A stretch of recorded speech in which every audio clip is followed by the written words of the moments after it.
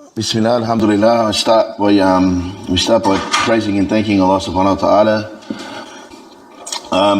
Jazakallah khair for having me, brothers. Assalamu alaikum. Alaikum salam. My name is Robbie. My Muslim name is Hamza. And I converted to Islam, I think May 30th, May 31st, 2012. Alhamdulillah. I was born in Brisbane. My mother's Australian and my father was from New Caledonia, a Frenchman. When I was born, we moved more or less straight away to New Caledonia in the South Pacific. At the time, there was civil war between the natives and the French, and Dad was running hotels there. He wasn't really in a position to be able to walk away. But it became unsafe there, so he sent me and Mum back to Australia. Unfortunately, their marriage didn't withstand the long distance, and when I was about 3 years old, they got divorced. And this is probably one of the more significant events that helped shape my life. My father was a loving man and a good man, but I just didn't get to see enough of him. I didn't get to follow his example or really see what that was because of the distance there.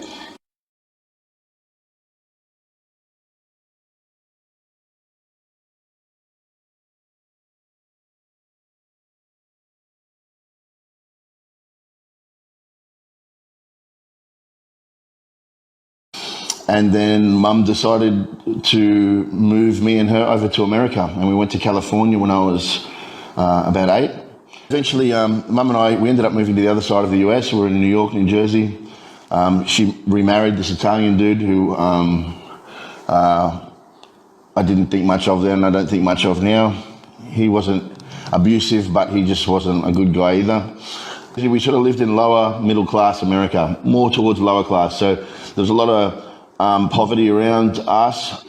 I was at that age, 13, and the kids in the neighborhood were just, man, they were pretty ruthless, like with each other and with people they didn't know, And I had a real tough time in the neighborhood because, I got bullied a lot when I was first in the area, and it took me a while to get to know people and that.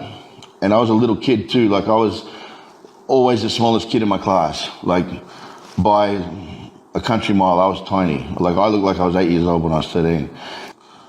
But eventually it's if you can't beat them, join them, right? And these kids that were picking on me, the kids that everyone wanted to be around, they were doing a bunch of drugs and they were little criminals and selling drugs and beating people up and doing all sorts of stuff. And man, I just wanted to fit in, my mum always raised me good. She was a very straight lady. She still is, mashallah.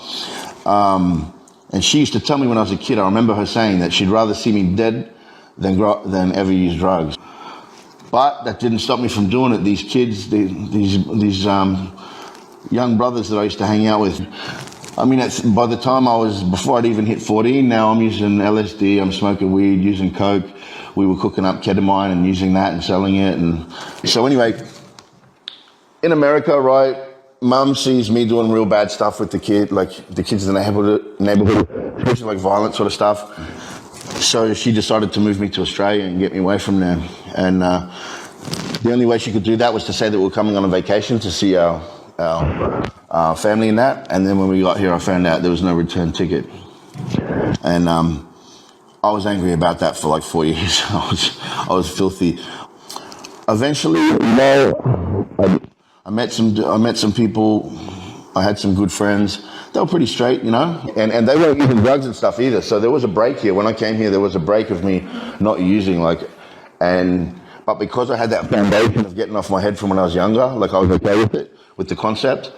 And so when it presented itself to me again, I was just yeah, sweet, let's do it, But this time it came in different forms. It wasn't LSD and stuff. Now everyone's popping pills and ecstasy. And when I was 18 years old, 19 years old, I began injecting amphetamines, destroyed my first serious relationship, my first marriage. It destroyed relationships, everything, you know. I like the tattoos and everything. Like I started getting tattooed when I was about 18, and like I'm pretty sure nearly every tattoo I got was when I was high. You know, and you can see I wear a lot of tattoos, right?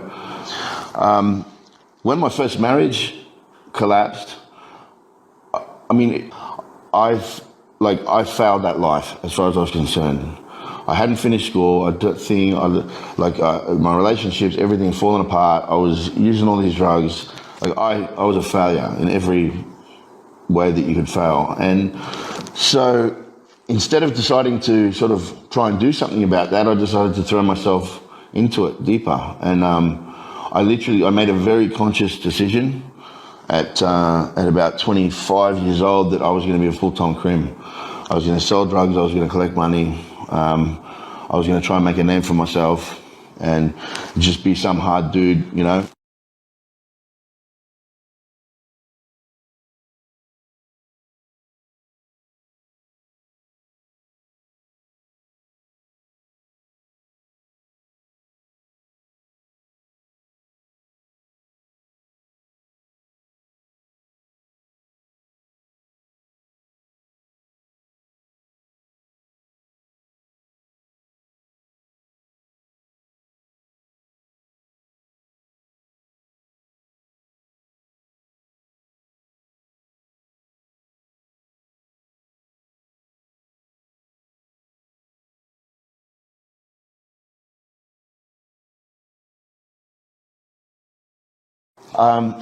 Well, you know, I was ready to kill myself, literally. Tried to string myself up a couple of times, but I was just too scared to go through with it. You know, and that was the reality of it. And I'd had a day, like, I mean, there was just days when I had a weapon loaded, pointed at my head, and I was just too scared to follow through. And it was a while later, it wasn't till a while later when I remember the exact moment that I absolutely positively knew that God was real. And I was living down the Gold Coast, and I was walking my dog, and it was like one of those, it was like a stormy day. It wasn't raining though, but like the clouds were black. There was thunder and lightning, and I thought, man, I'm gonna get drenched, because these clouds came in pretty quick. And I was a long way from home with the dog, and I looked at him like, man, we're stuffed, you know. And but anyway, we turned around. I made it all the way home. I walked up the stairs, and there was like a deck, and I took one step under the deck, and the heavens just opened up, and the rain poured down. Not one drop got me, eh?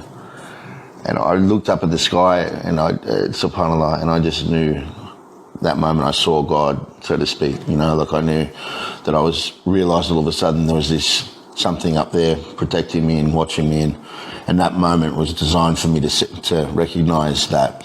And so I really believed from that day, but I had no direction, and I didn't want religion, because I thought religion was all just man-made ways of controlling people. I thought that. But yeah, I'd met Muslims in Brisbane sometime before that, and I was attracted to the brothers because of how staunch they were. They were very staunch, but not in an arrogant way, and they were clean.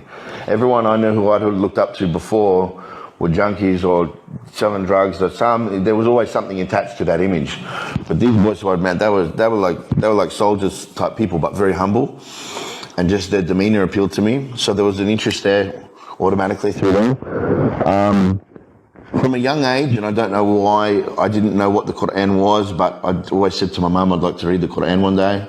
She says that when I was young I used to talk about exploring different religions. I don't remember that, but you know, I must have had something in me. So anyway, I'd had like I said, I was like killed myself, that's where I was at, and I was just having one of those days, and I felt like I had no one to talk to, and I was going through my phone, and I had a cab driver named Mohammed, who is a local down here, picked me up a couple of weeks before that, and I told him that, you know, I'd like to read your book one day and maybe get to the mosque. And he's like, if you ever want to go, like, this is my number, look me up, you know. And I just said it's time. I want to go talk to this dude. You know, I want to go. And I rang him. He took me for Isha. I sat down with the Imam. He said a few words that just, I don't know, those exact words were just exactly what I needed to hear. That, like, in a spiritual sense, like, it was, I knew that I was in the right place. I watched the men pray. There was some like, I don't know if they were on Jamaat. They were from Iraq, actually. Some dudes, big white beards, mashallah, some older brothers, and they sat around and they were reading from Hadith, and as soon as they started reading, they're like, come. So I went and sat next to him. He's like, nah, closer. I was nearly sitting on this guy's lap. He's come sit, you know, mashallah. And I don't really think he spoke much English, but he's reading the Hadith, and then he's looking at me, and I don't know if he's spinning out, and then he just, somehow, I don't know how, he asked me, do you believe in God or something? I said, well, yeah, I do. And whatever he asked me, and he just like, say these words. And I, like, to be fair, at the time, I didn't realize that I was converting. Like, he's just like, say this, so I'm like, well, all right, fair enough. I'll say, you know. And so he's like, say these words. So as I'm saying it in the Arabic, and I only said it in Arabic, it was like, man, that was like thunderbolts, you know. I could feel what these words meant something, you know. And then he's put his hand on my shoulder, end of it, and goes, you're Muslim, you know. And subhanallah. And subhanallah, like, it was just meant for me, you know, like, it's just exactly what I was supposed to be. And ever since then, you know, I mean, I haven't hung on to this religion because it was like something that felt good at the time or has helped me through. That's not like, but I've studied the religion. I've learned at the feet of a lot of good men and a lot of imams and scholars and stuff, and over the years, and I've read a lot, and I know in my bones that this is the absolute truth. Not because I'm looking for it or because I want it to be, but it just is, you know. Islam is the truth, and the Quran is from Allah, and Muhammad sallallahu alaihi wasallam is the messenger of God. And then some people say, oh, believe, they don't believe. Well, it doesn't really matter stuff if you believe or not, because that's the truth. It is what it is. I read the Quran, I read the miracles, the science of it. The book proves its validity. It proves it's from Allah subhanahu wa ta'ala. No man in the desert 1400 years ago guessed the way an embryo develops inside the womb of a woman in 3 layers of darkness. I mean, that didn't happen. And that same person didn't guess that the universe is expanding, or it started with an explosion, or that the oceans meet, or that the mountains are placed like pegs. And, you know what I mean? Like, this is like a pretty good guesser, right? You know, like, mashallah. Mashallah. So, yeah, that's why I'm Muslim. God guided me. That's it. I asked for help, and he reached out and gave it to me. I don't know why, because I was no good person. But I know my mum used to pray for me every night too, you know, and I feel like her prayers have a lot to do with why I was guided. It sort of makes sense because she was always a good person, and she received guidance too. She took Shahada 3 months after I did.